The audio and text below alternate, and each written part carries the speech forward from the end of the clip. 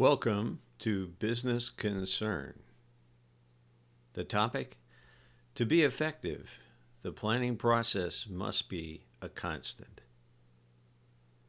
A reliable way to accomplish business success is to implement and operate a planning process. Many business owners do implement a planning process and begin to use it, but fail to realize the benefits because the process is intermittent. Once the ineffectual nature of the process is perceived, it is abandoned. It's not enough to implement a planning process. That process must be a constant process. Traditionally, businesses have gone to considerable effort to develop strategic planning and then implement this planning through operational planning and actions taken to achieve strategic goals. But the chasms between strategic, operational, and revision are wide, and most businesses fail to bridge them. With a dynamic business plan, a plan whose format communicates the strategic, operational, and revision aspects of the planning process, the gap between strategic and operational aspects of planning can be bridged. Sadly, in many situations where planning is perceived to have failed, it is not the quality of the planning, but the format of the plan that has caused ineffective results. Consider the case where a strategic plan has been created after a retreat involving the policymaking group. The planning decisions are made by following a decision-making policy utilizing group decision-making.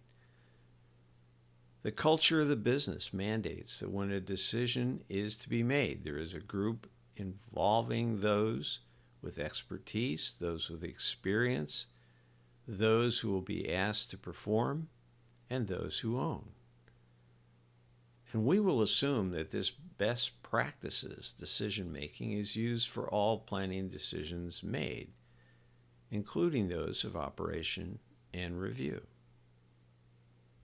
Now, after the retreat, the strategic plan resides in a 3-ring notebook, honored by several PowerPoint explanations of its perceptions and goals.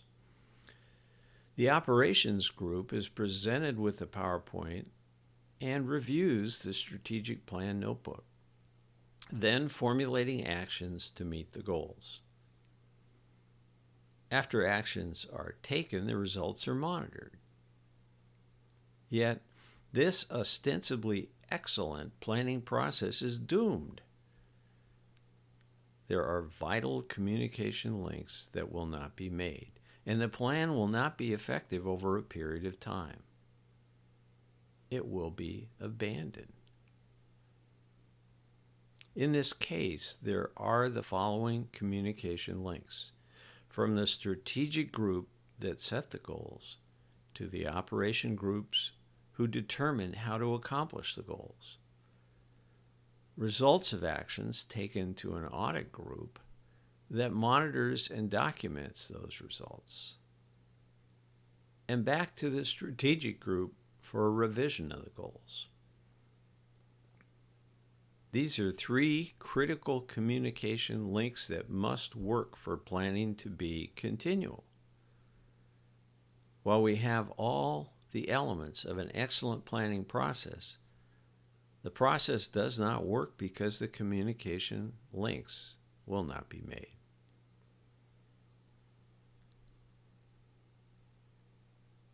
So, with all elements of the planning process in place, the process can be ineffectual if the process is not constant.